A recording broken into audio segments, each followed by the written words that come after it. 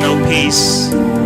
For as long as the moon shall rise, for as long as the rivers shall flow, for as long as the sun shall shine, for as long as the grass shall grow, peace. Hold on to what is good, even if it's a handful of earth. Hold on to what you believe, even if it's a tree that stands by itself. Hold on to what you must do, even if it's a long away from here. Hold on to your life, even if it's easier to let go. Hold on to my hand, even if someday I'll be gone away from you.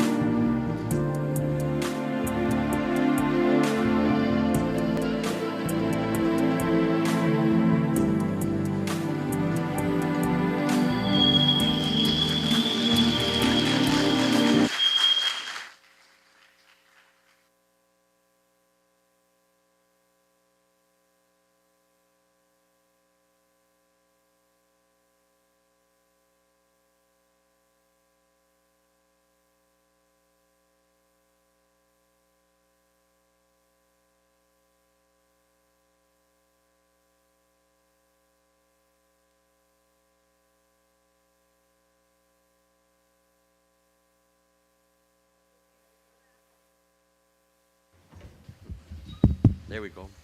Good afternoon, everyone. Welcome. My name is Alan Sanchez. I'm the Executive Director of the New Mexico Conference of Catholic Bishops and the President of Common Spirit St. Joseph's Children. Thank you for taking the time in the morning. Peaceful. It's so quiet. The sun's not quite up yet. This was broken at 5:29. 5:29. And the peace was broken. And the peace was broken at 5:29 a.m. Prayer service, we have ecumenical interfaith prayer service. We have ecumenical interfaith leaders with us. We'll have a very brief prayer service. At the same time, they'll be having another service and a press conference outside the gates. And then we're going to be in Tularosa for a mass at 5 o'clock, and then a dinner, and then a procession to the park where we'll have a prayer service there as well. So these are the events that are going to mark this very significant moment in our world. Most of you would not have this ability. I see Dr. David is here, and some might have the ability, but I was 12 years old during the Cuban Missile Crisis. And I can still remember looking up and wondering if those planes were Russian planes. We lived across the street, Skyline Boulevard, from the Nike missile site, which in those days, those would have been like little pop guns compared to what we have today. So this is an important issue for us. And it's one that involves all of us. It involves the scientists, the engineers, the political leaders, the religious leaders, civic leaders, business leaders. All of us, citizens, we all have to come together to talk about this situation. We're living in a difficult time, and everyone acknowledges that. And it's important for us to let people know that we're not advocating for unilateral disarmament. That would be suicide. What we're advocating for is eventual, multilateral, verifiable nuclear disarmament. And actually, the majority, as you know, of the countries around the world have agreed to that in the NFT in 1970. And so what we're trying to do is get those leaders to continue that initial impetus of over 50 years ago and to bring about peace. So that's what we're trying to get everybody together to talk about this. We've formed what we call a Partnership for a World Without Nuclear Weapons. It involves the Archdiocese of Santa Fe, Seattle, the Diocese of Hiroshima, where Father Ito is from, and the Archdiocese of Nagasaki. So these four dioceses have formed this coalition, this partnership, and we're working to promote this whole movement of nuclear disarmament. And we're inviting other organizations, Catholic and non-Catholic, to join us either by endorsing or participating. The three main backbones of our partnership are these, and it's built on Pope Francis of happy memory. And they are to remember, to journey together, and to protect. Pope Francis made that in a speech in Japan in 2019. November 24th, 2019, in the Peace Park in Hiroshima. So that means, as Alan so beautifully just reminded us, to remember the destruction caused by nuclear weapons, to journey together to prevent nuclear harm, and to prevent against future nuclear harm. And so all of us here today really are on a journey together. I pray God's blessing upon us, upon all of you, as we continue that journey for nuclear disarmament and world peace. God bless you.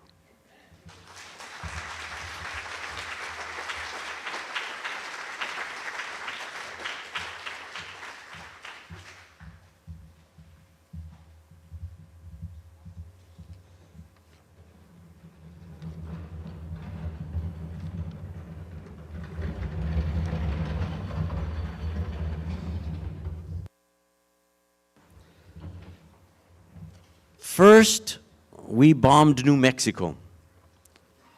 To have some comments, and we know a lot has happened in the last week. Very, very important work for the Tularosa-based Downwinders Consortium. A lot of suffering, a lot of time, a lot of lobbying, a lot of advocacy, a lot of networking, and it's finally paying off, finally being heard. And so we invite to share with us Tina Cordova.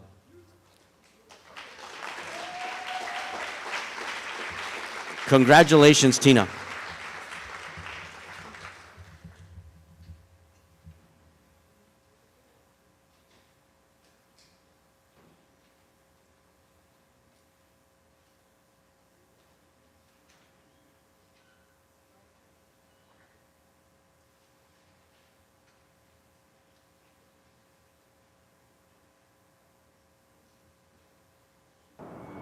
My mom said something very profound one time. She said, "You think if my husband and I had known that our kids were going to get poisoned, we would have stayed here? We would have done everything we could to get ourselves out of here." But no one ever told us that our kids were going to get poisoned. We would have stayed here. Bombs were developed here, built here, and researched here, are stored here, and then they're buried here.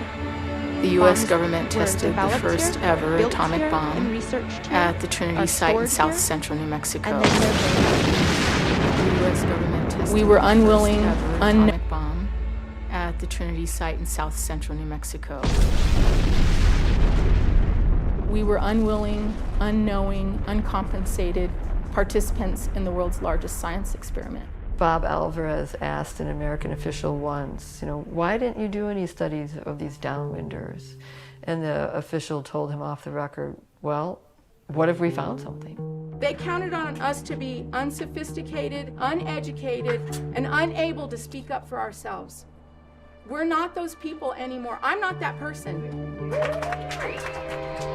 General Groves and Oppenheimer said, in the future, we've got to be at least 150 miles from population. The plutonium has a half-life of 24,000 years. I'm sure 7,000 generations. Yeah, I'm sure it's still, thank you, 7,000 generations. Look at all them hills. Every one of them got a ranch on it.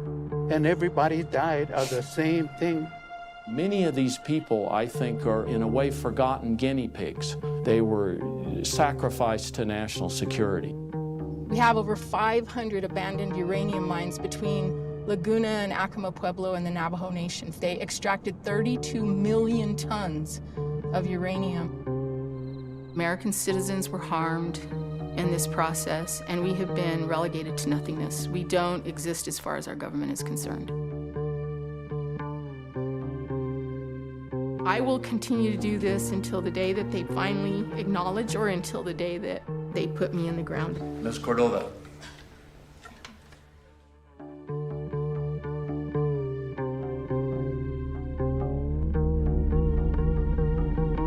That's how lies work. You tell them long enough and people believe them.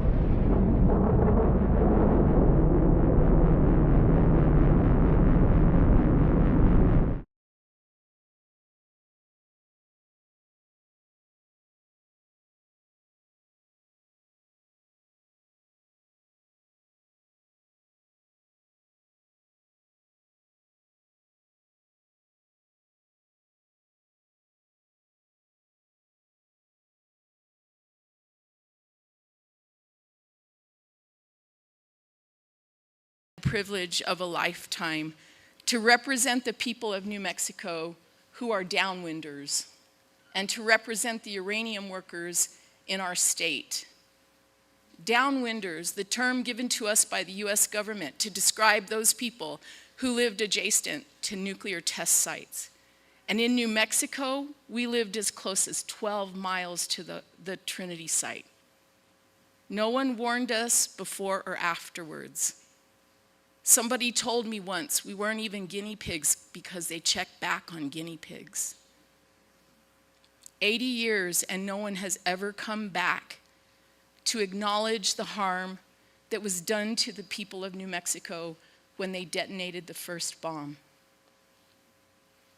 And the uranium workers who worked in the 500 abandoned uranium mines and the 500 abandoned mill sites across the Navajo Nation, Laguna and Acoma Pueblo, who were never given adequate safety training or safety gear, whose poverty was used against them to get them to go into the mines and work every day without the safety gear that they needed.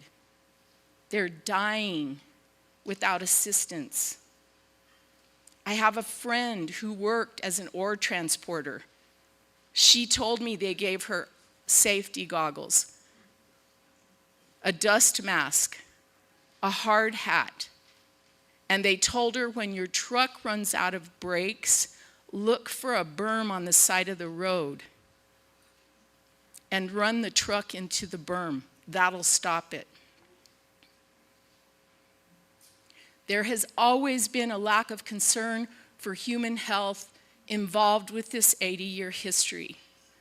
But for the first time ever, we now have acknowledgement from the federal government and a program in place that will pay a very small amount of money, $100,000 in reparations. I say all the time, the $100,000 that they will offer to my mother will never replace the father that we buried that should still be here today. My father was a 4-year-old child living a completely organic lifestyle in Tularosa, never knowing that the ash that fell in those days afterwards that contaminated their water supply and their food supply, that it was dangerous. And in those months after Trinity, we lost babies in record numbers. We went from losing 30 babies per 1,000 in New Mexico to over 100 babies per 1,000. Those babies were these tiny little human beings whose bodies could not overcome the radiation load. And on top of that, as their mothers concentrated the radiation in their mammary glands and nursed them, they couldn't survive. Our government has lied to us for years about this. They said no radiation went south of the test site.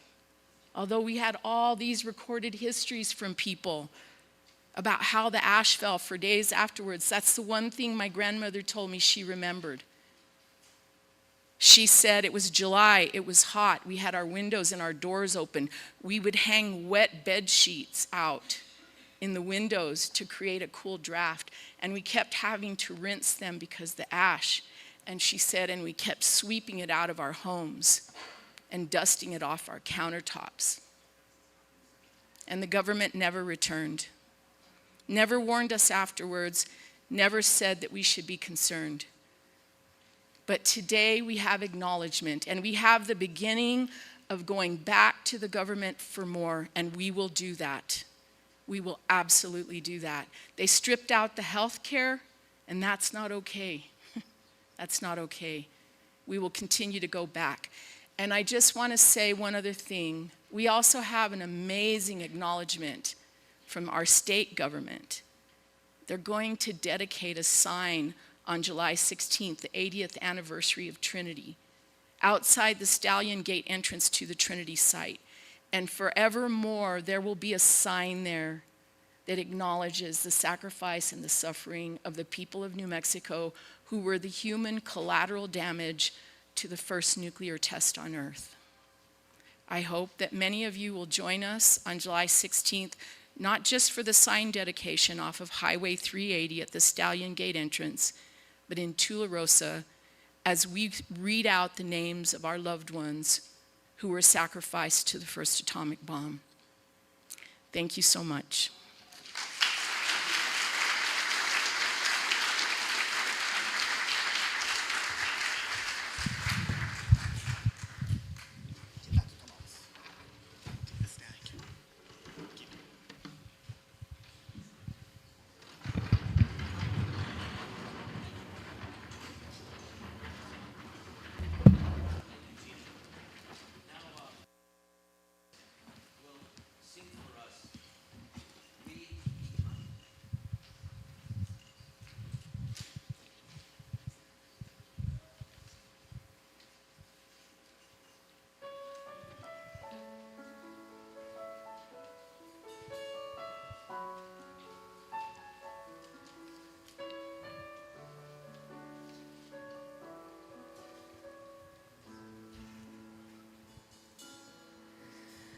So many things we can't control, so many hurts that happen every day, so many heartaches that pierce the soul, so much pain that won't ever go away.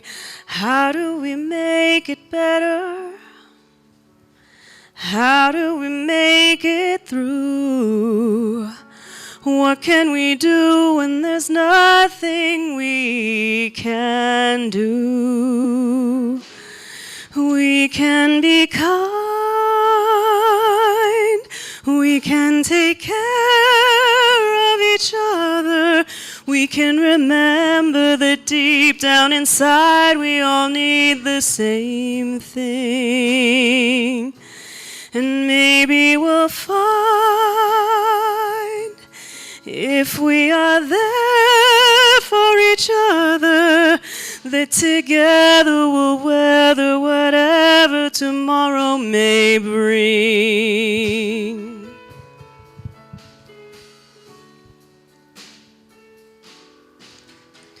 Nobody really wants to fight. Nobody really wants to go to war. If everyone wants to make things right, what are we always fighting for? Does nobody want to see it? Does nobody understand? The power to heal is right here in our hand. We can be kind. We can take care of each other. We can remember that deep down inside we all need the same thing. And maybe we'll find, if we are there for each other, that together we'll weather whatever tomorrow may bring.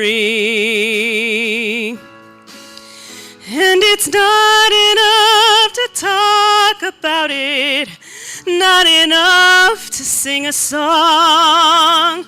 We must walk the walk about it. You and I, do or die, we've got to try to get along.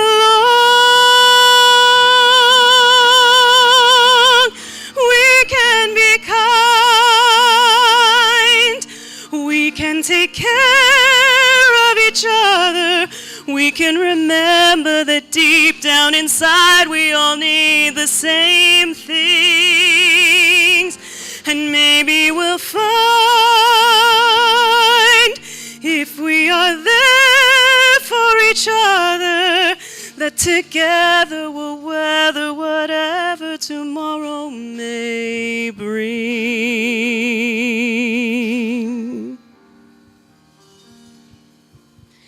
And maybe we'll find true peace of mind if we always remember we can be kind.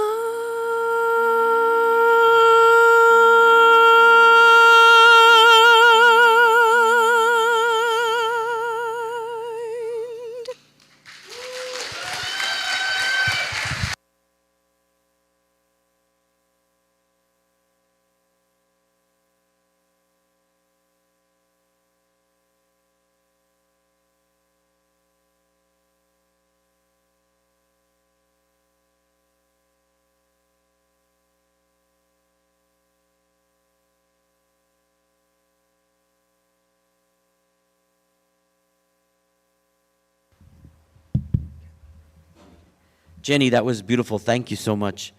And now I'd like to welcome to the stage to share with us Reverend Dr. Ryan Tate, please.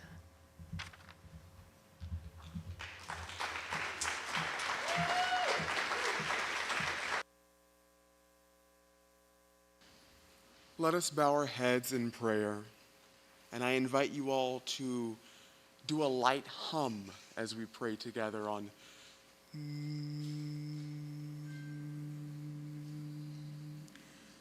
We call upon the blessed dead, the blessed ones who came before. We call on those sacred souls who throng at the threshold between life and death.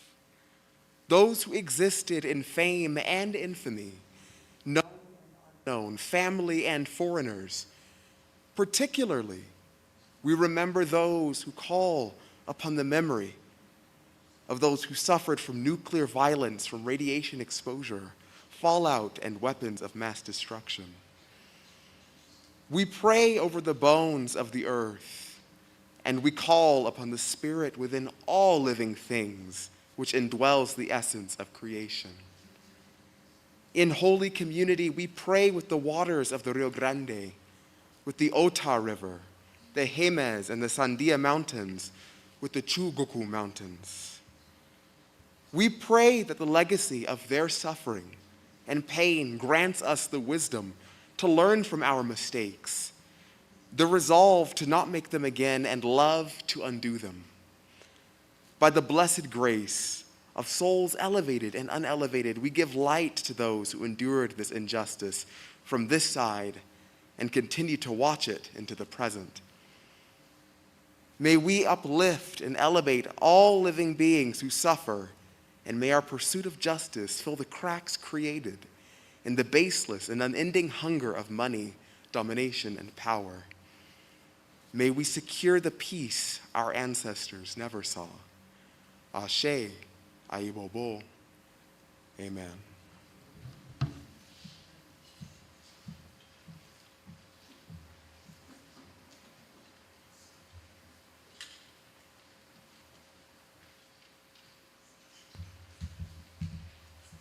Now I'd like to welcome and introduce 1985 Nobel Peace Prize winner Ira Halfand from the International Physicians for the Prevention of Nuclear War.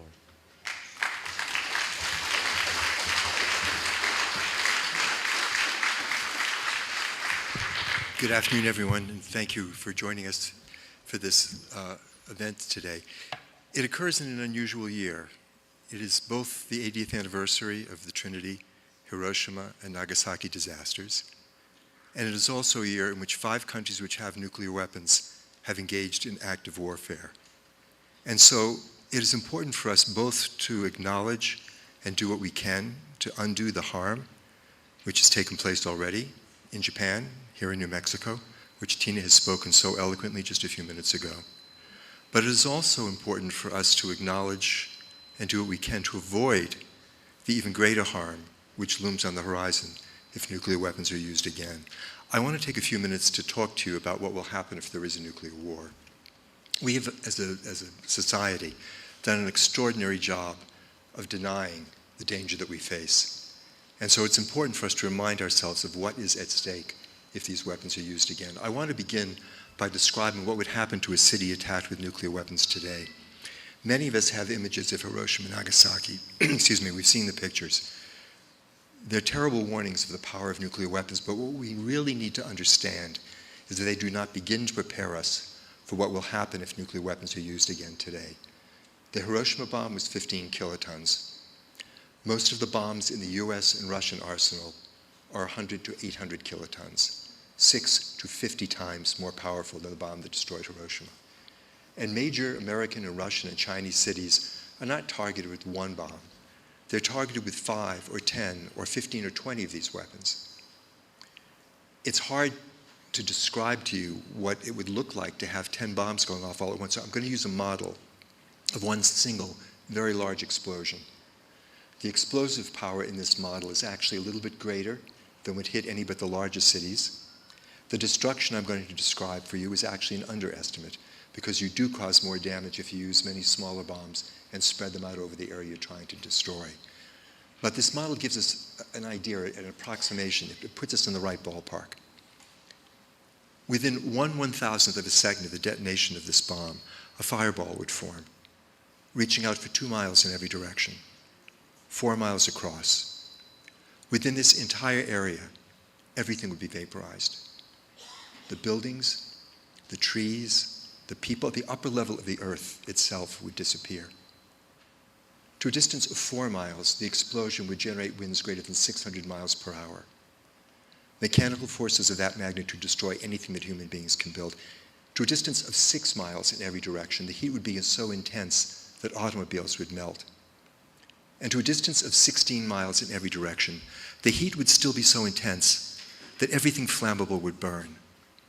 Paper, cloth, gasoline, wood, plastic, it would all ignite. And you'd get hundreds of thousands of fires, which over the next half hour would coalesce, would join together into a giant firestorm, 32 miles across, covering over 800 square miles. Within this entire area, the temperature would rise to 1400 degrees Fahrenheit. All of the oxygen would be consumed, and every living thing would die. In the case of New York, or Moscow, or Beijing, we're talking about 12 to 15, possibly 18 million people dead in a half an hour. And if this were part of a large-scale war between the United States and Russia, the United States and China, this kind of destruction would take place in every major city in each of these countries. All told, 200 to 300 million people dead in an afternoon. The survivors would live in a landscape, a hellscape, that we can't even imagine. None of the things that we require to stay alive would be available. There'd be no electric grid, no cell phones, no internet, no food distribution system, no public health system. And in the months following this attack, the vast majority of the people who did not die on the first day would also succumb. They'd die from radiation poisoning, from epidemic disease, from starvation. But I've only been talking so far about what happens to the people living in the countries that fight the war. This would be a catastrophe for the entire planet, because all of these fires would put enormous amounts of soot into the upper atmosphere, blocking out the sun. In the case of a war between the United States and Russia, they would drop the temperature across the planet an average of 18 degrees Fahrenheit. In the interior regions of North America, places like Albuquerque, temperatures would drop 45 to 50 degrees Fahrenheit. We haven't seen conditions on this planet that cold in 18,000 years, since the coldest moment of the last ice age. And under these conditions, all of the ecosystems that have evolved since the end of that ice age would collapse. Food production across the planet would stop. And in the first 2 years after this war, the resulting famine would kill 6 billion people, 3/4 of humanity. Even a much smaller war, as might take place between India and Pakistan, would cause enough climate disruption to trigger a famine capable of killing 2 billion people, 1/4 of humanity, including 130 million people here in the United States, thousands of miles away from the scene of the actual war. Now, what I've just described is not the plot of a movie. This is the danger which we face every day that we allow these weapons to continue to exist. It is the future that will be if we don't take action. But it is not the future that must be. We have to understand nuclear weapons are not a force of nature. It's not as though an asteroid is coming at the planet and there's nothing we can do about it. These are little machines that we've built with our own hands. Most nuclear warheads are about the size of the chairs that you're sitting in. We've already dismantled more than 50,000 of them, and we know exactly how to dismantle the 12,000 that remain. All that is missing is the political will to do that. And that's where we come in, because we have to create that political will. We have to convince our leaders that the nuclear policy they are pursuing is profoundly dangerous, unbelievably reckless, and must be changed. And there's reason to be optimistic about this, because we've done this once before. In 1983, the United States and Russia went to war, nearly went to war on 2 occasions. The situation was as bad as it could be, and yet less than 2 years later, the President of the United States and the President of Russia sat down together and said nuclear war could never be won and must never be fought. It was a complete reversal of the nuclear policies of the 2 superpowers during the Cold War. We've done this once before, we can do it again. This is a big responsibility. If you know the whole world is at risk, and you know there's something you can do about it, then there is a responsibility to take action. And it feels to all of us, I think, when we hear this like a burden. I mean, who wants to be responsible for the fate of the whole world? But I think we need to look at this in a different way also. Every one of us wants our life to matter. We want to do good with our lives. Those of us living today have literally been given the opportunity to save the world. And there's nothing better than anyone can ever do with his or her life. And so I hope we will approach this problem, this terrible danger, in that spirit. And if each one of us does what we need to do, I think we're going to be successful. And part of the reason that I'm optimistic is because we have now seen a real upsurge in activism on this issue among young people. We've been told for years that young people aren't interested, you can't get them involved in the nuclear weapons question. That's not true. Young people don't know about the nuclear problem, but when they hear about it, they want to do something. And we have seen the birth of a national organization, Students for Nuclear Disarmament, which makes it clear that there is enormous potential for mobilizing young people. Not that we, the old people like me, get to give up on this. This is still our job to do. It's not like we're going to pass the torch. We're going to use our torch to light their torch, and then we're going to go forward together with both torches. And I think we're going to be successful. It is my privilege and pleasure to introduce our next speaker, who embodies this youth activism. Eddie Lachey is one of the leaders of the Students for Nuclear Disarmament. I met Eddie a couple of years ago when I spoke at a conference. He didn't know a whole lot about nuclear weapons or nuclear war before the conference. When it was over, he came up to me and said, I want to do something. And he's done a whole lot since then, which he'll tell you about now. So please welcome Eddie Lachey to the stage. Thank you.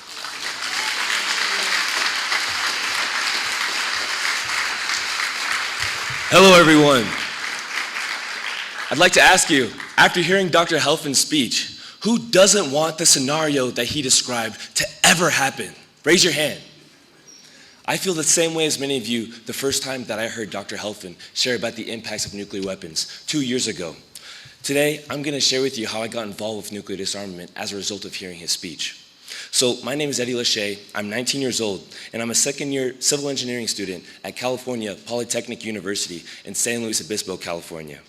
And so 2 years ago, I met Dr. Helfand when he was giving a speech at a student conference that my Buddhist organization, Soka Gakkai International, was hosting. I vividly remember, as I heard him describe the effects of a nuclear attack, I thought to myself, how on earth could this even be possible? And how dare anyone even consider enacting this hell onto innocent people? I was terrified of this possibility and also furious. I wanted this situation to not be true, but it was. From the depths of my being, I cried out in opposition to this potential future. I vowed to myself, this must never happen, and I'll do the most I can to prevent nuclear war. And so, like he said, after his speech, I went up to him and I asked him, what can I do to make a difference? And he told me about the Back from the Brink campaign. The Back from the Brink campaign is a grassroots coalition that is centered around bringing communities together to call on the U.S. to change its policies to bring the world back from the brink of nuclear war towards the abolition of nuclear weapons. He described to me that the Back from the Brink campaign is centered around House Resolution number 317, which contains policy changes that the U.S. can enact, which experts believe would reduce the threat of nuclear war, increase global security, and make significant progress towards international nuclear disarmament. The first policy change is for our country to engage in negotiations with the other nuclear-armed nations to collectively reduce their nuclear weapons arsenal. Second is to renounce the option of using nuclear weapons first, for the damage is devastating for all inhabitants on this planet. Third is to have a system of checks and balances that inhibit the president's sole authority over our country's nuclear weapons arsenal. In other words, making the use of nuclear weapons not a single person's decision.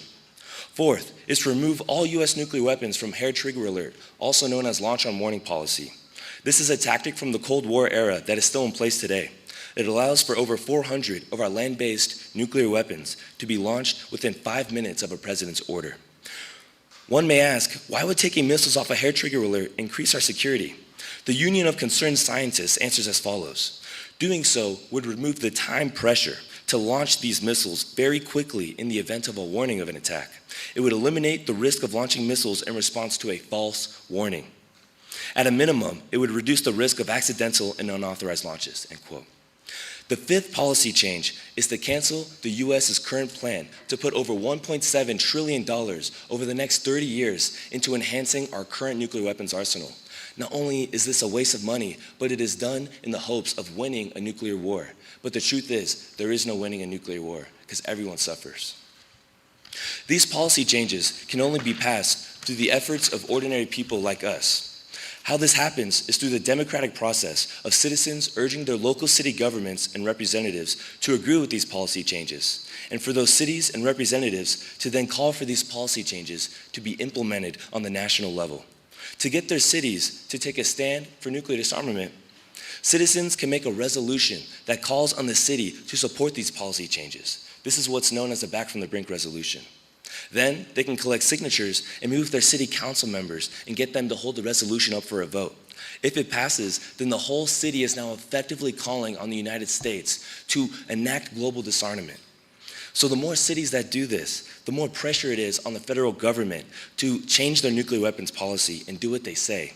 In the same vein, ordinary people can also collectively urge their representatives to co-sponsor HRES 317, which would allow those representatives to also put pressure on the federal government to do those policy solutions. And so when enough politicians support Back from the Brink's nuclear disarmament policy, they will have no choice but to adopt those policy changes and move the world towards a safer place.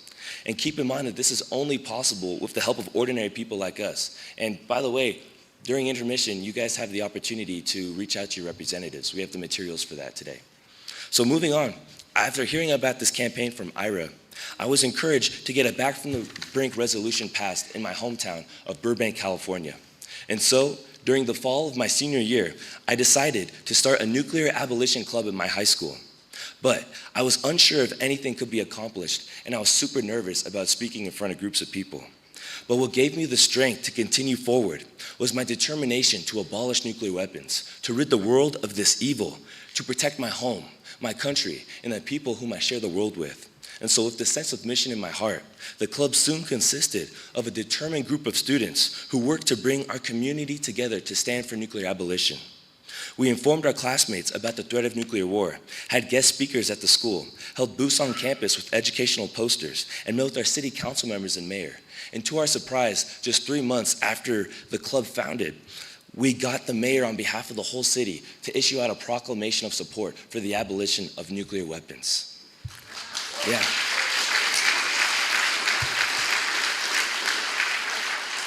This process of students learning together, raising awareness amongst their community, and getting their municipalities to call on the U.S. to initiate global disarmament is the essence of Students for Nuclear Disarmament, which is the national organization I joined as a steering committee member shortly after we got this proclamation passed. Next slide, please. So, for anyone who's interested in joining Students for Nuclear Disarmament, the structure of S&D is a network of high school, college, and graduate students who advocate for nuclear disarmament in schools across the country. S&D chapters are 2 or more students that meet regularly and work towards their respective nuclear disarmament goals. Similar to my club in high school, with these chapters, students work together to raise awareness of this issue through educational initiatives, engaging with their classmates, and also affecting policy change in their respective cities. As long as the chapter's actions follows S&D's guidelines, they have full autonomy on how they decide to advocate for nuclear disarmament. Some example activities that our chapters have done are educational posters, hosting guest speakers, having group discussions, protesting at nuclear weapons sites, making art, watching movies, and even reading books about nuclear weapons. Students also strive to get their municipalities to issue out proclamations or back from the brink resolutions, as well as get the region's elected officials to co-sponsor HRES 317, like how I mentioned earlier. Many chapters also go canvassing to collect signatures through this petition that endorses S&D's grassroots cause for nuclear disarmament. At my school's chapter, this has been our favorite activity, for we have had over 200 enriching dialogues with our fellow students. I have some copies of this petition with me, so feel free to sign it if you'd like to show your support for a world free of nuclear weapons also during intermission. So to support the chapters in their efforts, we offer bi-weekly coaching calls over Zoom for each chapter and assist them with generating ideas, planning their club meetings, and achieving their advocacy goals. Furthermore, all chapter leaders of the organization are welcome to join the monthly organizing meetings, where we have discussion and practice debates about nuclear disarmament, as well as update and encourage each other in our efforts. And so I say all this because through Students for Nuclear Disarmament, I've been able to meet so many smart and determined people from all over the country at different nuclear disarmament events.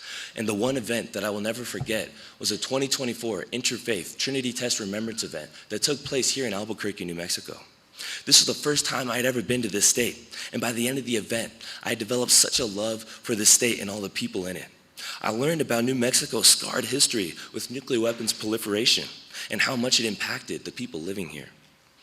I truly believe that if the people of New Mexico can transform their tragic past, they can prevent an even more tragic future for all of humankind.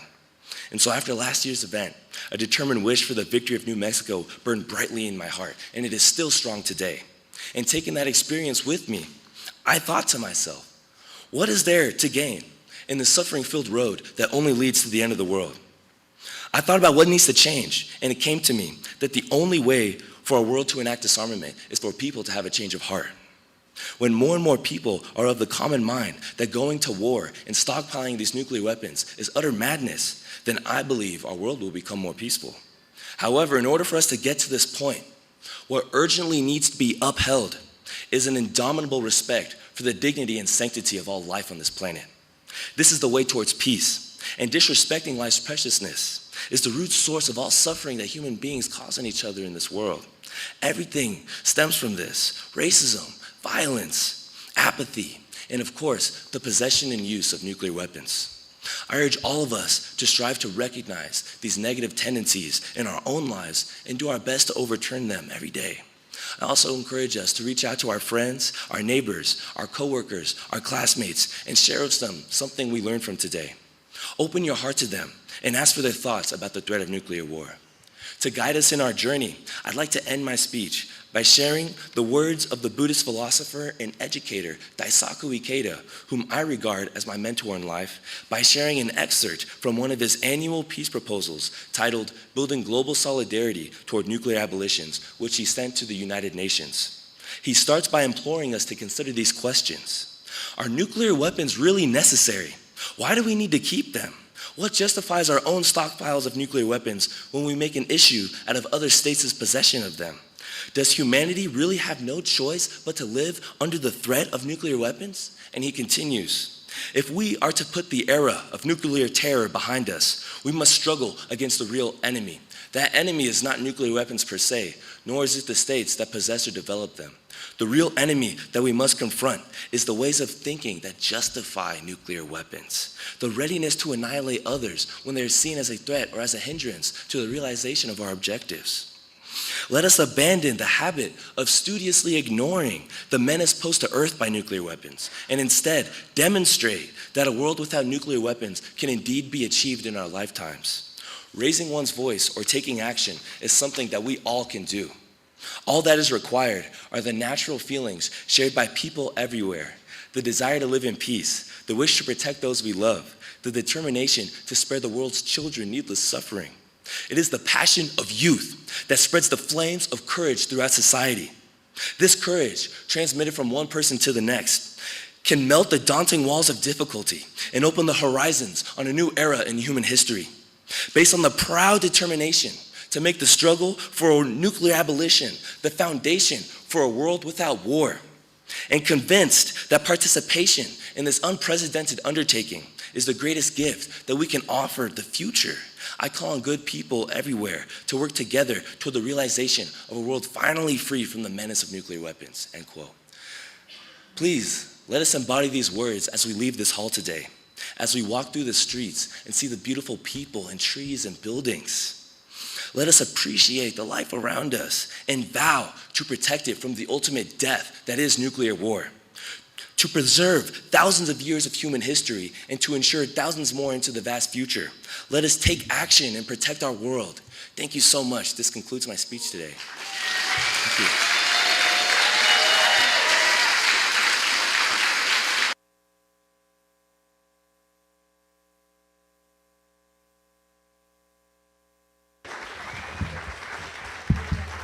Thank you, Eddie. Thank you so much. Thank you, Eddie. Now we will take a 10-minute intermission, 10 minutes, and we'll be back in here. Thank you, everybody.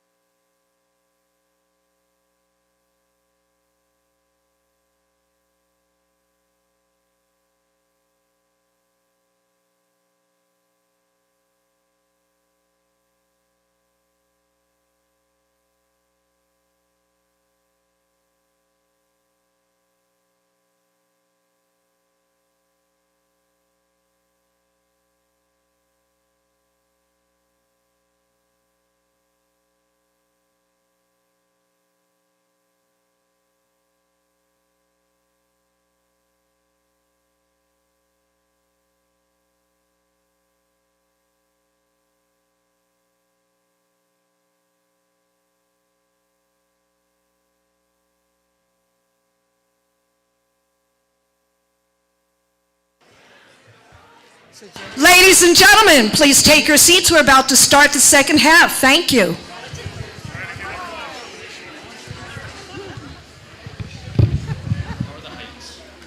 I think they're good.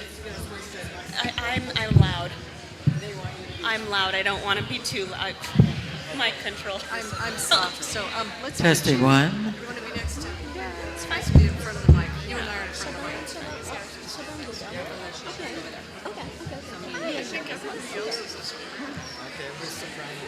You be the outdoor over there. Because this is higher, you know, I'm louder on it. It's a different type of singing. Maybe I'll step up for that one. Step up for mine and then step back. Yeah. Check. She was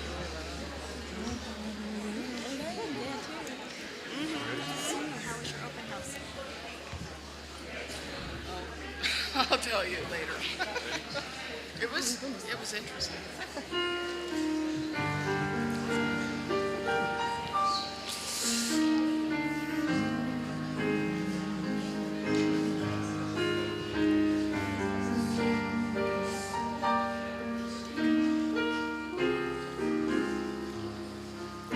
I have a dream of how the world should be, and I'll stand up today to make it better,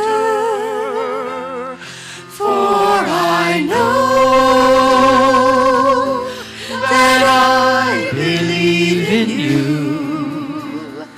And my dream is your dream too. I have a dream that peace begins with me. I will stand up today. It's now or never. Time will show in all the things I do that my dream is your dream too.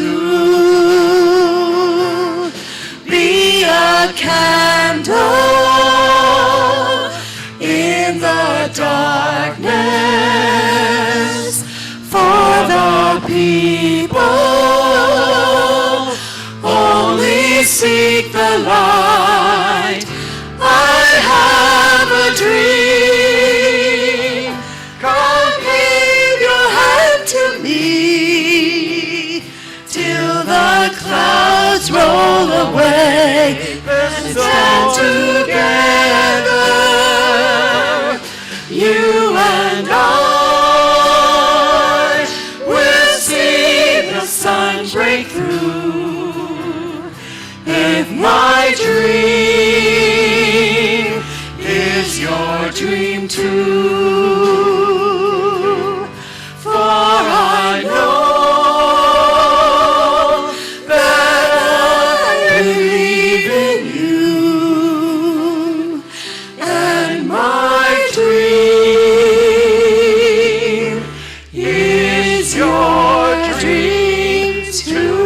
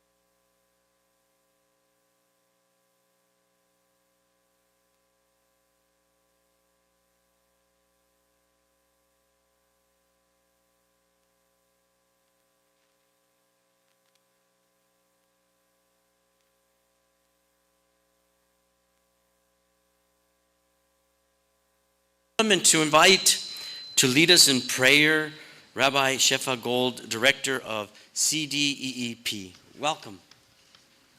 Thank you. Thank you. So I find a lot of inspiration for my activism and my standing up for justice in the Psalms.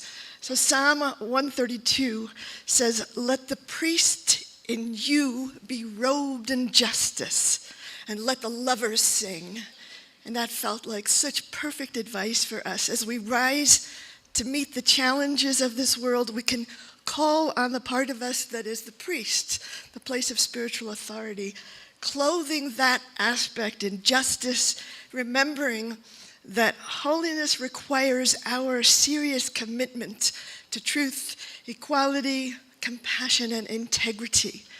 At the same time, we must call on the lover within to raise her voice in joyous song. Only by bringing these two parts together can we create a world that is in harmony with our highest ideals. So I'd like to ask you to stand if you're able.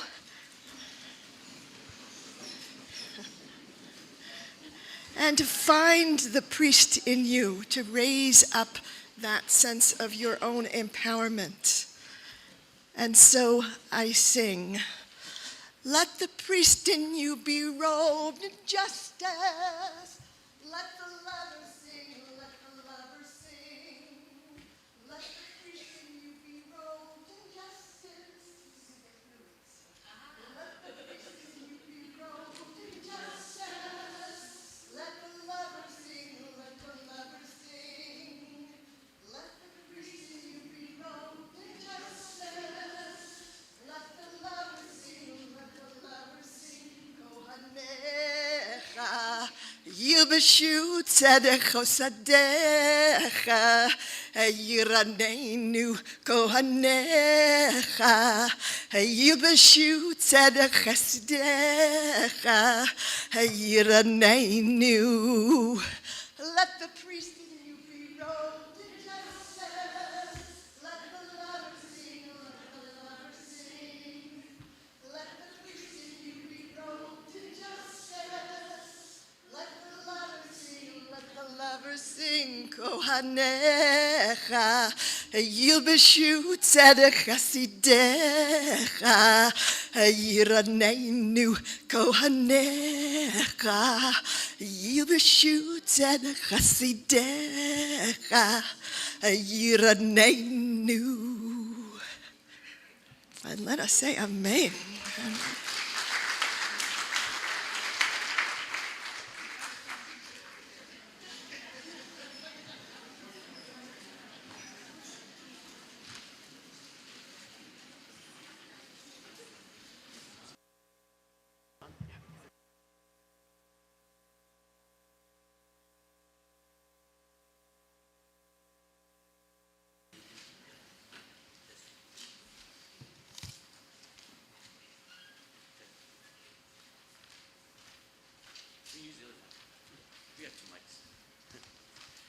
If one doesn't work, move to the next one quickly, huh?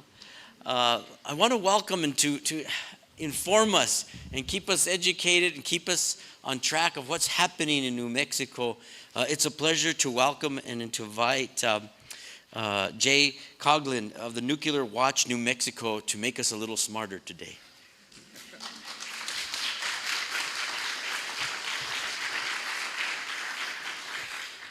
Yeah, if only I was smart, to make you all smart. I want to start with the fact how New Mexico is the America's nuclear weapons colony. So if you can, next slide, please. And this is a little bit of economic trivia, but would you know that the amount of money that the Department of Energy spends in the Land of Enchantment is the same amount as the entire state's government operating budget? Now that doesn't include Medicaid, but it's all $10.8 billion that DOE is going to spend and the entire state of New Mexico is going to spend. And I just think that's astounding. And a good 86% of that DOE money is for nuclear weapons or for dumping the radioactive wastes that come from those nuclear weapons colonies. So that's the main provocation, I will call it, why I call New Mexico America's nuclear weapons colony. Now this coming year, nuclear weapons programs, the core programs, the production programs for the semi-autonomous agency within DOE is going to jump by 58%. So it is taking a huge increase in just 1 year. At the same time, cleanup is being cut, non-proliferation programs are being cut, renewables are being zeroed out, just gone, you know. Weapons up, renewables down. Specific to New Mexico, or New Mexico in particular, since 40% of New Mexicans are Medicaid recipients, across the nation we're having $1 trillion almost in cuts to Medicaid.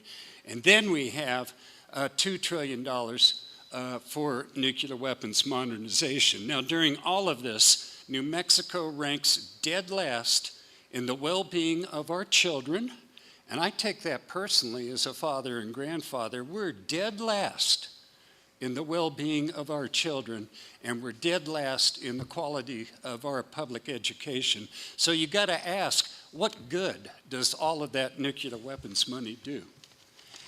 Now, moving on from there, next slide, please. I mentioned the $2 trillion modernization of nuclear weapons, and what does that really mean? Well, for starter, it means that every warhead in the planned stockpile is going to be rebuilt. It's going to be given decades more of life in service, and they're being given new military capabilities at the same time. It also means completely new designs for the first time since the end of the Cold War. It means we are building nuclear weapons production facilities expected to be operational until the year 2080. So in essence, what it means is nuclear weapons forever.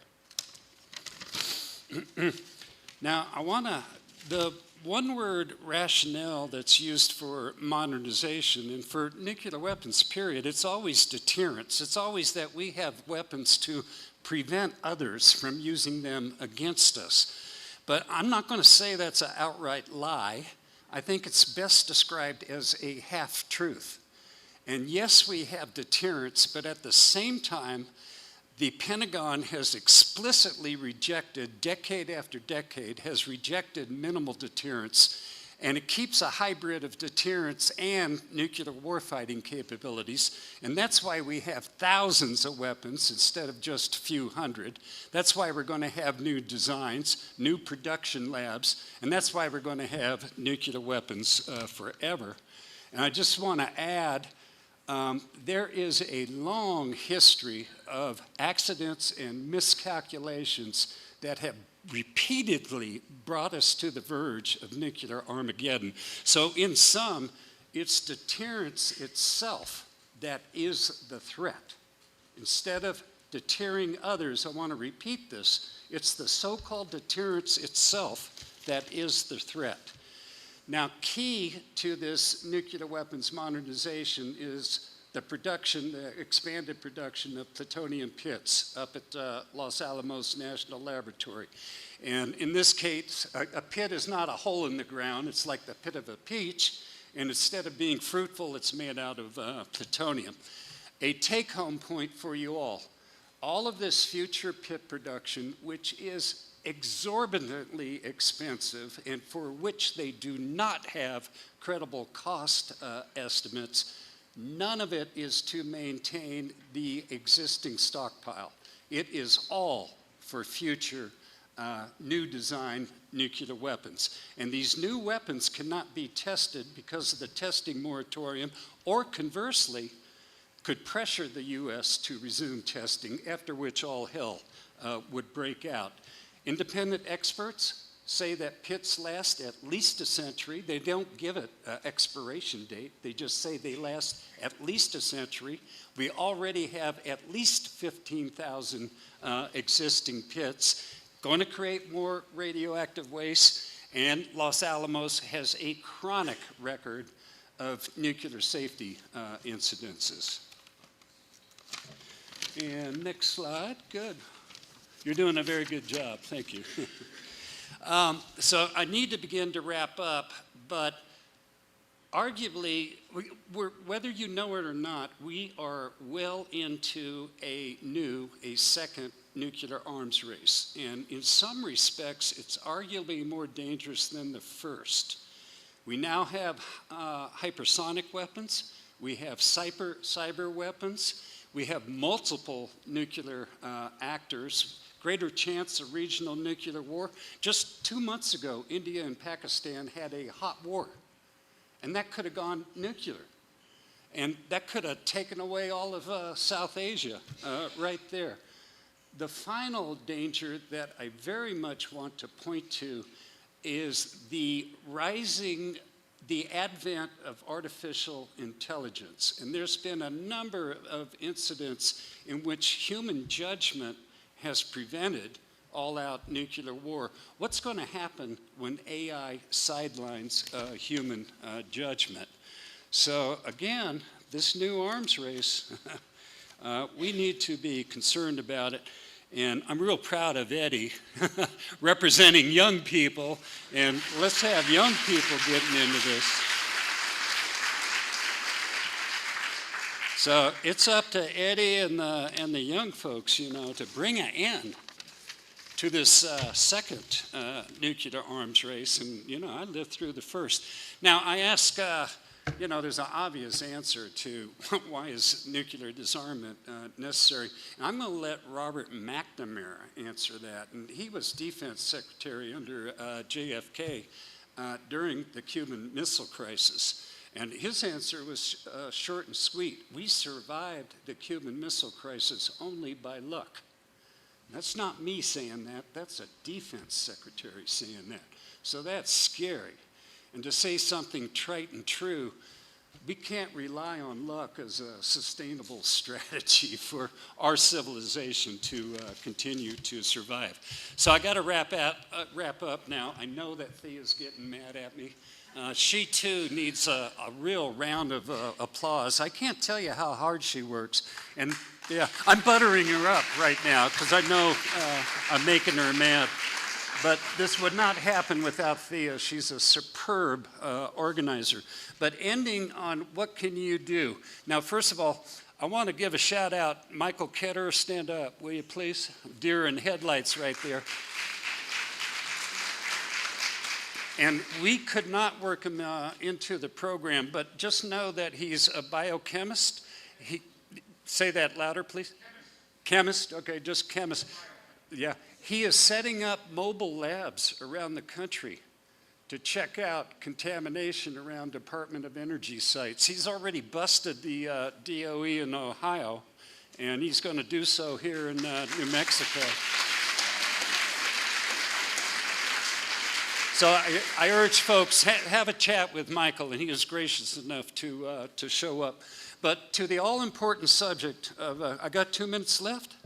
1 minute. Damn, I'm doing better than I thought. And believe me, I can use it up. So closing on what can we do? And this, of course, is the all-important question that needs to be dealt with. And I do want to state, well, most of all, be active. But do start with the small stuff, the mundane stuff. And by that I mean letters to the editor. And just to encourage you, years ago I was in a New Mexican congressional office in DC, and they told me somehow they get hold of the newspapers early every day, and this is before they were all digital. And so a staff person told me they go through the letters to the editor in the New Mexican every day. And if 2 people talk about the same issue, then they extrapolate. They go, oh, a whole bunch of people must be concerned about this issue. So in short, letters to the editor are important. Op-eds are very important. Talk to friends and family. Support the Treaty on the Prohibition of Nuclear Weapons, which Melissa is going to educate us about. pressure the New Mexico congressional delegation. And I got to tell you, I don't know if there's any congressional staff here or not, but I'll give myself away. In general, I have a pretty dim view of our congressional delegation, or I actually want to refine that. I think they're the best delegation in everything except for nuclear weapons. And by and large, they want to send money to Los Alamos and Sandia. So I do fault our New Mexico congressional delegation for not having the courage of leadership to help begin to create a world free of nuclear weapons, but also, most importantly, to create alternative viable ways of right livelihood. And I don't believe that nuclear weapons are right livelihood. I got something that you can do immediately after this ends. Comments are due on a plutonium pit production programmatic environmental impact statement. Nukewatch was one of the co-plaintiffs in the lawsuit that forced that. You can go out there, you could send comments on a laptop as we speak.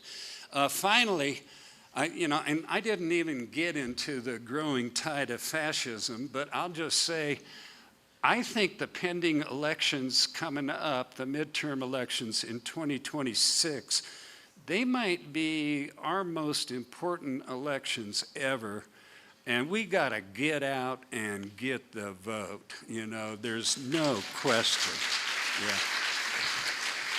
And I'm very pleased with myself. I'm more or less ending on time. We really need to puncture the notion of deterrence. This is the one-word rationale that has been used ever since I was a kid. It's still being used to rationalize a $2 trillion modernization program. It's still being used to rationalize a spiraling nuclear arms race that endangers us all. We need to puncture the notion of deterrence. And finally, don't sit on your asses, get up and be active. Okay, thank you.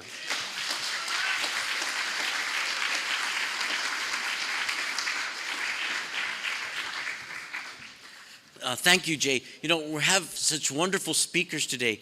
This is just the beginning. If you haven't met these people before, you can follow them online and see what's happening. So this is just the beginning of knowing them. Continue following them. Next, I want to invite and welcome Melissa Park, Executive Director of ICANN, 2017 Nobel Peace Prize recipient. Please share with us.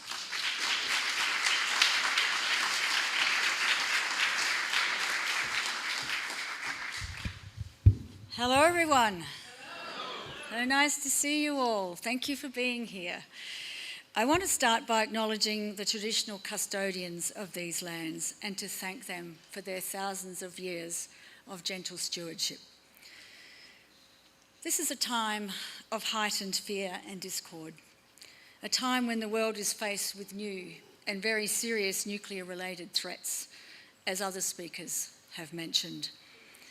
80 years on from the very first nuclear weapon explosion, we are here taking a moment out from a world in crisis to pause, to listen, to reflect, and to learn from one another.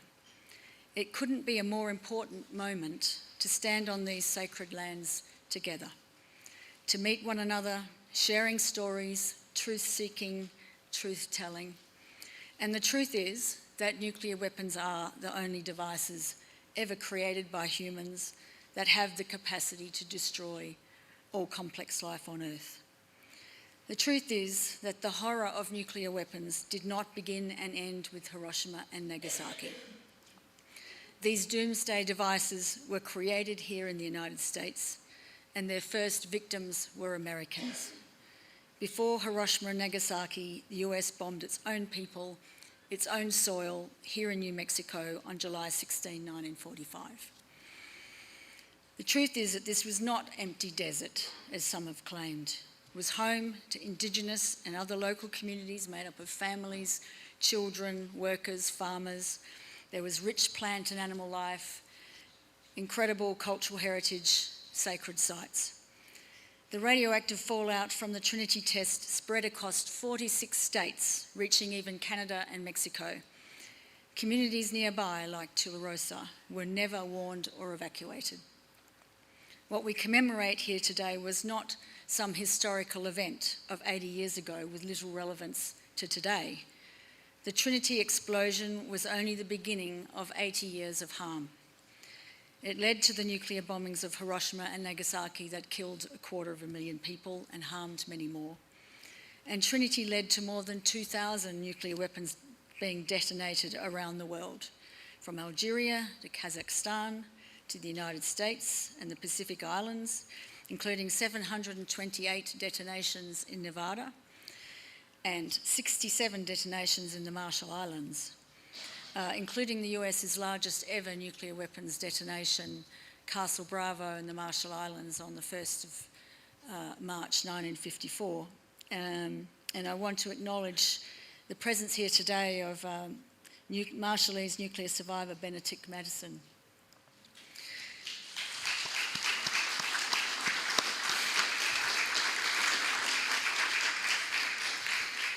In my own home country of Australia, Britain carried out nuclear explosions in the 1950s and 60s without regard to the devastating harms that would be caused to local communities, including Australian Aboriginal people who were not warned or evacuated and who continue to suffer ongoing health impacts and exclusion from their traditional homelands due to radioactive contamination.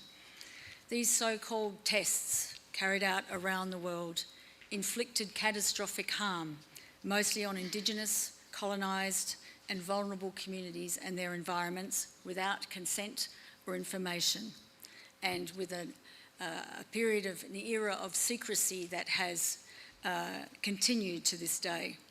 These were not scientific experiments, they were acts of violence that left intergenerational trauma and radioactive contamination in their wake. These are weapons that, across their life cycle, harm people who are innocent, including downwinders, uranium workers, and communities exposed to nuclear waste. So nuclear weapons don't need to be exploded to cause indiscriminate, multi-generational, ongoing harm to people and environments, and to pose an existential threat to humanity and the planet.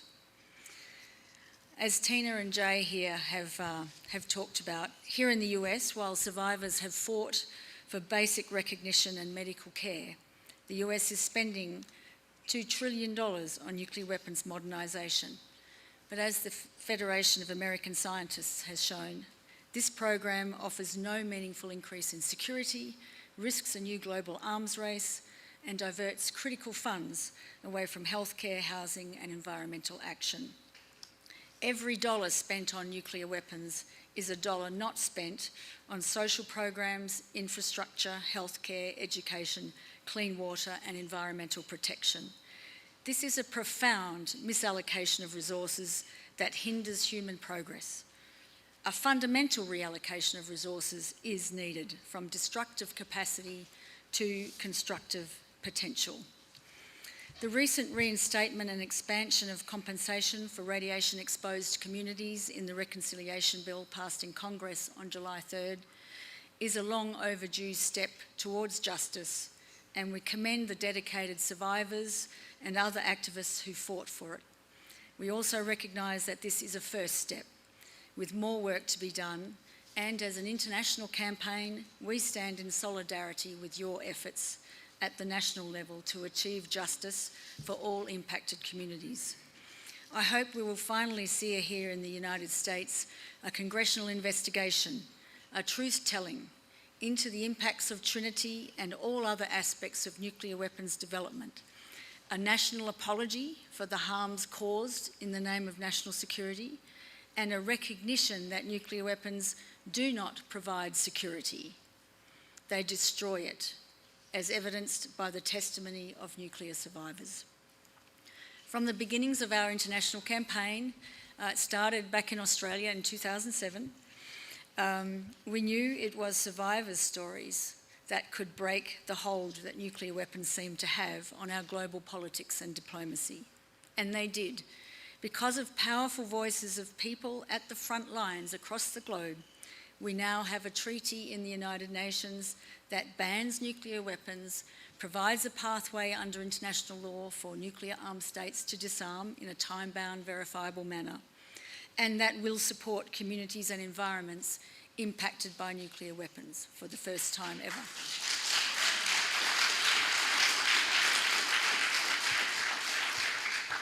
Half the world's governments have signed up to this treaty, and we're going to get a whole lot more this year. This is the Treaty on the Prohibition of Nuclear Weapons that others have mentioned, and we're working on the other half. Sometimes the nuclear armed states try to say that the nuclear ban treaty is a soft humanitarian approach that is not based on real security. But the reality is the reverse. How realistic is a security policy based on weapons, any use of which would be not only genocidal, but also suicidal, and which cause irreparable harm even when they are not used? The abolition of nuclear weapons is a moral frontier as significant as the abolition of slavery or the recognition of universal human rights. The strongest case for disarmament lies not only in its logic, but in its alignment with the deepest values of civilization. It is a test of whether we truly believe in the sanctity of life, the unity of humanity, and the moral ideals we teach our children. The case for disarmament is not utopian, it is existential, and therefore must be reframed as a global security imperative. The future demands common security, not mutual destruction. The solidarity between peoples impacted by nuclear weapons use and testing and all that comes with those activities has fueled a global movement to end nuclear weapons. Through our international network of ICAN, the International Campaign to Abolish Nuclear Weapons, with more than 700 partner organisations in over 110 countries, we have been inspired by the power, the vision, the care and the determination of affected communities and what they bring to the work of a world free of nuclear weapons. And I want to acknowledge the enormous courage it takes for survivors to relive their trauma and talk about their lived experience again and again and again. And they have to do this because diplomats and politicians are always changing. And so in order to keep up the knowledge about this issue, they keep telling their stories. But every time they do, it takes a piece out of them. And they do it despite entrenched official silence, despite nuclear colonialism, despite seemingly impossible odds. Affected communities carry an authoritative voice, calling on politicians and decision makers the world over to ensure these harms do not fall on another generation, on another people. For them to understand that our lands, air, waters, and all living creatures within them are interconnected and precious. These are not sacrifice zones, these are sacred zones. To continue to devote our finest minds and greatest resources to the art of mass killing is to betray the spiritual inheritance of humankind. Thus, disarmament is not just a political and a technical process. It is an act of collective spiritual awakening. By sharing your stories and experience, you are contributing to this awakening. On behalf of the International Campaign to Abolish Nuclear Weapons, I thank each and every one of you for your kind welcome. We stand here humbled to be in your company. We hope that by sitting with you to listen to your knowledge about the beginning of the nuclear age, we may all help to bring about the end of it. Thank you.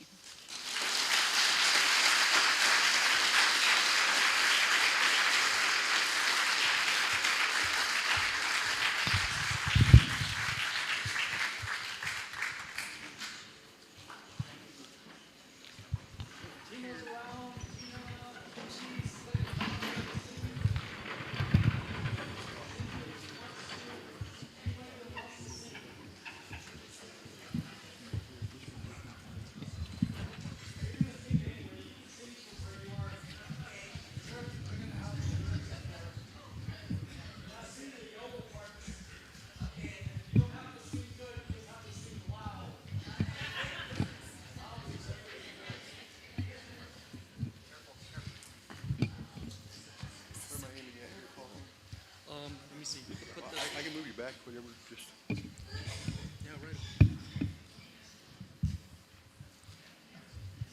Let's turn on the MC mic. No, it's still off. Yeah, set this up.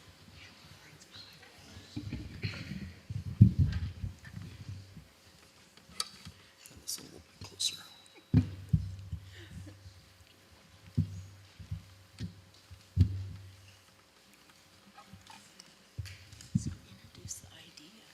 Okay.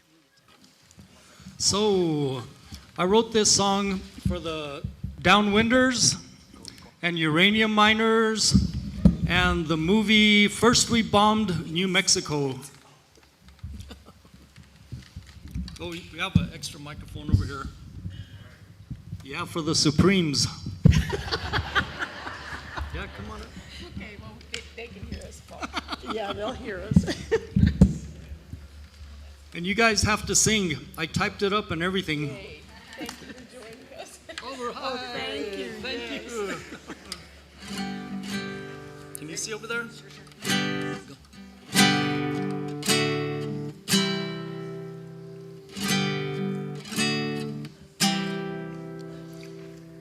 It ain't over till we win.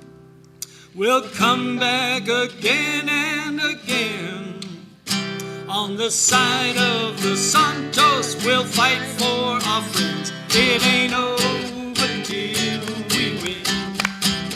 It ain't over till we win.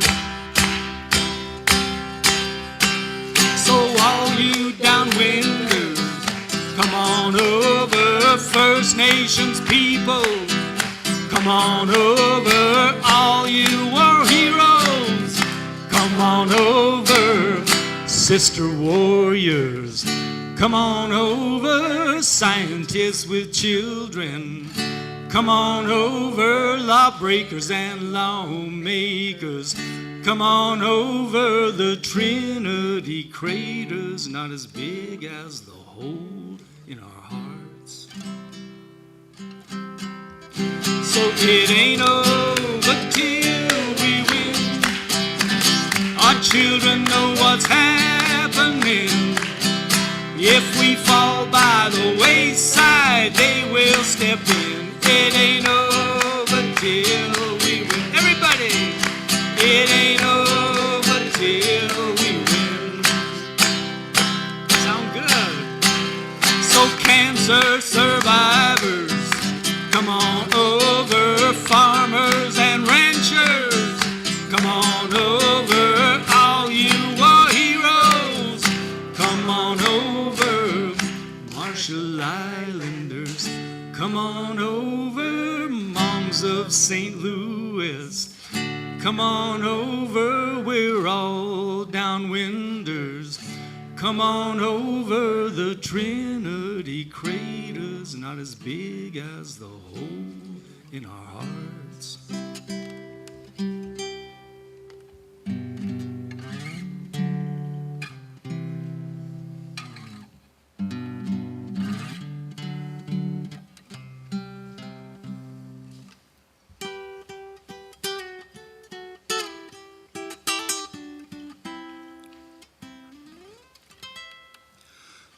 So it ain't over till we win. Our friends know what's happening. On the side of Kateri, they will step in. It ain't over till we win. A little louder. It ain't over till we win. A little louder. It ain't over till we win. It ain't over till we win.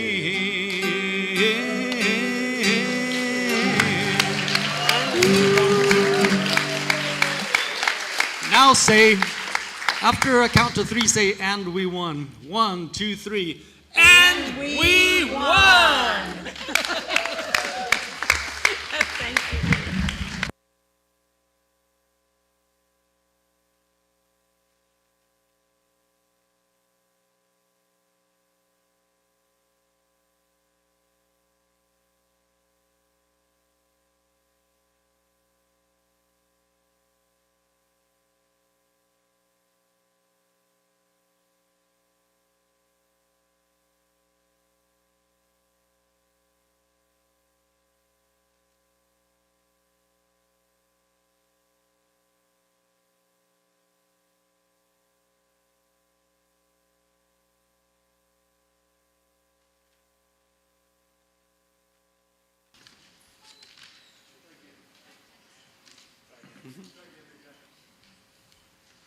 Okay, thank you.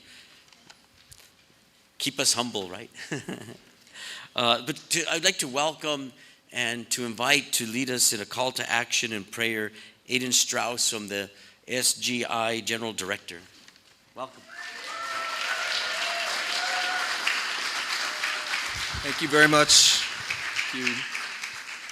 So first, allow me to express sincerest thanks to all the wonderful speakers and participants, performers today, especially to Archbishop Wester and the Archdiocese of Santa Fe for their unstinting decades of support for this vital movement. Thank you so very much.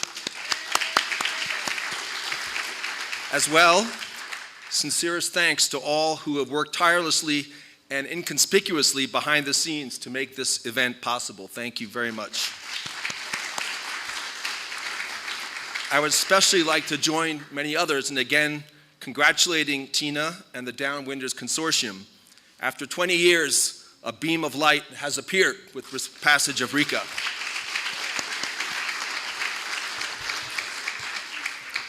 The Buddhist philosophy upheld by the SGI insists on the supreme dignity and infinite possibilities of the life of a single individual. Nichiren, the 13th century Buddhist reformer who founded our practice, insisted that the life of a single individual, quote, cannot be burned by fires, nor destroyed by floods, nor severed with a sword or pierced with an arrow. The life of a single person is small enough to fit inside a mustard seed, and yet that life may be put in the vast heavens, and the heavens will not be too wide for it. Based on this, Daisaku Ikeda, the founder of our Buddhist community, drew the following conclusion. What can the individual accomplish in the face of huge institutions that seem to run our world?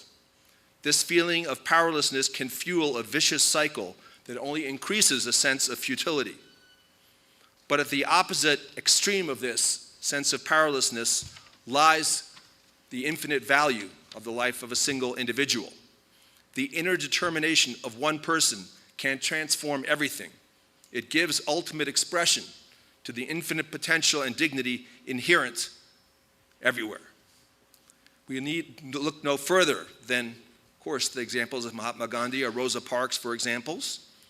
But even with respect to a subject as vast as nuclear abolition, all these kinds of things, and the threat posed thereby, the role of courageous individuals such as Tina can never be overlooked.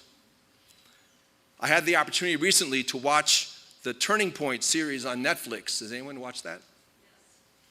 About the history of the Cold War and nuclear weapons, and was struck how decisions made by people placed by destiny in crucial roles at crucial moments were key to preventing colossal nuclear disasters or even nuclear war, the type that Jay referred to a moment ago. This could be said not only about military officers of both the then Soviet Union and the US, but even about President Reagan and Premier Gorbachev, whose individual inner transformations were key to transforming the Cold War deadlock. Of course, creating institutions or organizations and communities comprised of people of goodwill and creating a unity of purpose toward the goal of abolishing nuclear weapons is crucial. And it goes without saying that alliances between and among such organizations of the kind in evidence here today is vital to achieve our goals. So the first of my prayers today is that while building such noble alliances and institutions, we continue to insist on the dignity and respectworthiness of every single human being. Another is that we never lose sight of what Buddhism teaches to be a foundational principle that governs interaction between peoples or nations, etc. Namely, that based on an overarching law of cause and effect, it is impossible to build one's own fortune or happiness based on the suffering or misfortune of others.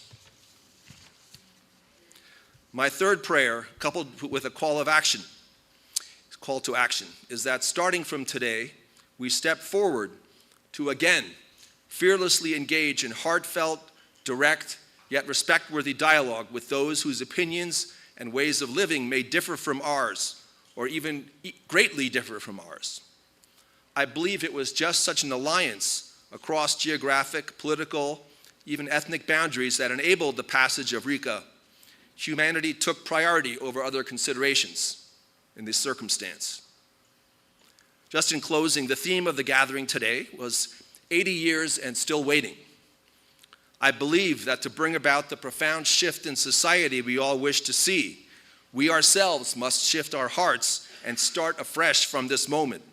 So I would like to close my remarks today as follows: 80 years and more determined than ever. Thank you very much.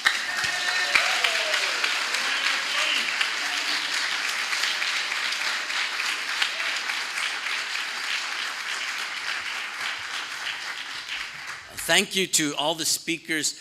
We have a question and answer segment here. Did we get any questions in the writing? Can we have those? And we'll see who we need to bring up and how many. We had devoted 10 minutes to this, so we'll try and keep it in the 10-minute round. And if the speakers would join me at the podium, because the questions are probably going to be for you, because they're not going to be for me, I hope.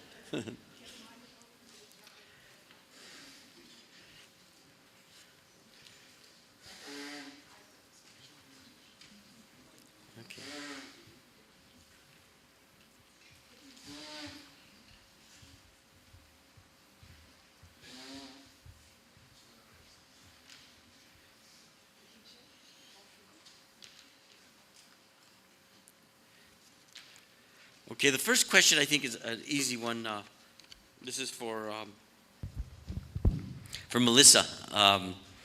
Where can I get a copy of your gift? That's what they wrote. My gift? Yeah, I don't know that they meant your book, I think, or... Speech? Is that whoever wrote that question? Was it, did someone want a copy of the speech? Yes? All right. Very happy to provide that to the organisers, and then you can get in touch with them. Yeah. Yay. Thank you. There's lots of information about the international campaign on our website, icanw.org. So I encourage you to look that up. And of course, the other organisations based here in the US, we've heard from Nuclear Watch New Mexico, we have the Tularosa Basin Downwinders, we have Back from the Brink, and who are the others? Students for Disarmament, thank you so much. So please be in touch with all of us or any of us where you found that what we said resonated. Okay. Thank you. This one is for Jay. Where can we get more information on deterrence, and how do the recent nuclear, can't read the word, but if you'll share how they can get more information about your organization. Well, there's always an easy answer for that nowadays. Go to the website. We must be somebody because we have a website. So you can go to www.nukwatch, that's NUKEWATCH.org. And it's a pretty popular website. The criticism I get of our website is that there's too much up there, okay? So go through it.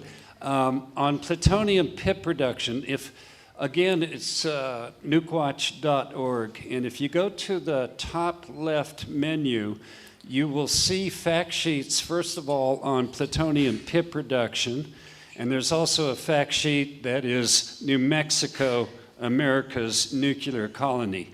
And that will give you a lot more details than what I already took too long in saying orally. But I recommend both of those fact sheets and would be pleased if you went to it. Only to repeat two main points. None of this future pit production, which is going to cost around $60 billion over the next 25 years, and for which they do not have cost estimates, None of it is to maintain the safety and reliability of the existing stockpile. It's all for new designs, and it could cause testing in the future, which would bring around another round of harm. So it's awful. And the second point is New Mexico is America's nuclear weapons colony. So go to the website, but there's others. Thank Back you. from the Brink, ICANN, etc. Thank you, Jay. This question's for Archbishop Wester. How active and aware are the parishes in our state, the Catholic parishes, churches, and the Vatican on the position of regarding nuclear disarmament? Thank you. The Vatican is very much aware of it, and Cardinal Czerny, in his dicastery for the human development, integral human development, is very much aware of it. Alessio Pecorino is kind of his lieutenant there, if you will, who is very much informed of this. They're very much, of course, Pope Francis's statement on that even possessing nuclear weapons is immoral was groundbreaking. It was a huge shift, a moral needle moved quite a bit on that one. So the Vatican's very much aware of it. They've been involved. The Vatican, by the way, and not to toot our own horn here, but was the first to sign the TPNW. So they're very much behind it and very much supportive of it. So that's something that's very good. So as far as the parishes, this is a complicated question. We had the Mass this morning. At the 11 o'clock Mass was, we prayed hard and dedicated to, if you will, the whole Trinity to 80th anniversary. And so my homily was dedicated to that. Interestingly, a lot of people applauded from the congregation of the cathedral. I wasn't expecting that. I was expecting, I don't know what I was expecting. Possible pushback. One woman who's not from here, she's from Kansas, was very angry. She told me if she wanted to hear that kind of stuff, she'd go to Meet the Press. And I told her, well, I said, I'm not sure, I don't think you heard me, because I wasn't being political. You know, this is a Catholic social teaching. This is, we were quoting Dorothy Day and St. Thomas Aquinas and Pope Francis. So not exactly a hugely radical kind of a thing. But I bring this up because clearly people perceive things, you know, in their own paradigms, you know, quid recipitur, they receive it, they receive it. So they see it as political. So I think for the church, in my estimation, it's important for us not to be, as people of faith, not to be put in a category or not to be restricted, like, oh, we can't talk about that because we're talking about politics. Because that in itself is wrong. It's silencing somebody and not listening. So, no, I don't. I think it's appropriate. You know, we don't promote candidates in church. That's not right. You know, we don't go there. But we're called to speak the truth. So we must not let other people tell us that we can't speak that truth. So I think it's important. But I just want to underscore that there is that tension. And people are afraid. Now, I see Dr. David Denny Frank here from Santa Maria La Paz. They've got a very active Peace and Justice and Life Commission in the parish. But my sense is that we have 93 parishes, that most of our parishes are not really in that. So I'm not criticizing them. I'm saying that's a fact. That's something we have to look at. And why is that? And what can we do to change that? Sister Joan Brown is here today. She's on our Archdiocesan Commission. And she, of course, in her own work, as is very well known in the Archdiocese, does great work. So we have a lot of Catholic organizations, Catholic groups. I find that our Catholic sisters, the Mercy Sisters, Franciscan Sisters, Joan, are very engaged in Catholic social teaching. I have two very close dear friends, the Holy Names Orders, who are extremely, Sister Rosemary has promoted for decades, fought against human trafficking, and when she was oftentimes a lone voice for that. So we have a lot of Catholic organizations, but I think in our parishes, I'd like to see more involvement. Father John Trambly's here. He's the president of St. Pius School. I think we need to get our young people, you know, Eddie spoke so eloquently, get our young people involved. We do have the Catholic schools are very much involved in these kinds of issues. So I guess what I'm saying is I'm very optimistic in a lot of ways. And in other ways, we had a lot of more growth to do. So if you're go talk to your parishes and say that the Archbishop would like to see more activity in the Peace, Justice, and Life Commission, and to get to work on that. And then I'll get ready to duck. And thank you, Archbishop. I was told we have time for one more question. This question is for, I lost it now here. For Dr. Ira Halfand. This is the question. It's a disturbing question, but every one of us thinks it sometimes, and we forget about this question. And probably maybe the most important question of the day.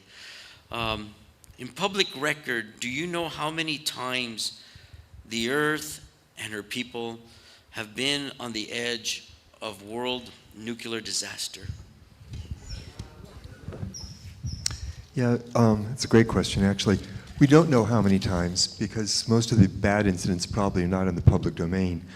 We do know of at least 6 occasions when either Moscow or Washington actively prepared to launch nuclear war, always in the mistaken belief that the other side had already launched an attack on them. And it really underlines the insanity of deterrence. Deterrence theory says that should never happen. No one would ever launch a nuclear war, and so we would never prepare to launch our nuclear weapons. But both the US and the Russians have done that on at least 6 occasions. And at least one of those is since the end of the Cold War in 1995. So, I think it just underlines the fact that nuclear weapons do not make us safe. They make the countries that have them strong, but they don't make anybody safe. They're the greatest threat to our safety. They're the greatest threat to our survival. And the only solution is to get rid of them completely. Thank you. I want to thank everyone coming together. Our hearts have been connected, our minds have been connected, and we go out and build community. And community is what's going to lead us forward in this effort. I'd like to invite for a closing prayer, Archbishop Wester, if you would lead us in a closing prayer. I want to remind you that after we're done in here until 5 o'clock, the exhibits will still be out for you to visit. Thank you, everyone, for being with us.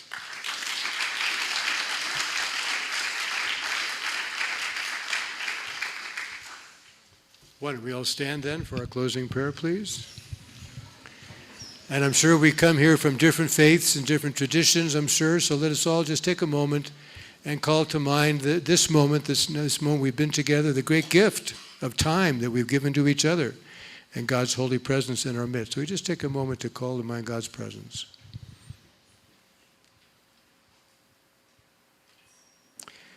Loving God, Lord Jesus, we acknowledge your presence in our midst and the presence of God in our midst. We acknowledge the great gift that we've given to each other today to be present to one another as you are present to us. We pray that what we've done here today might continue to light a spark and that might continue to further the cause of peace in our hearts and our world. We pray for those who make decisions that affect all of us, that they might care about us, they might care about all, especially the poor and those who live on the margins and those who suffer so much every day. We thank you for this opportunity, Lord, to lift our voices for those who do not have a voice. And we pray that you will echo our voices, that you will magnify them as Mary magnifies you, and as we all give you glory and praise as the Prince of Peace. We make this prayer in your name. Amen. Thank you, everybody. God bless you and have a safe home. All the best.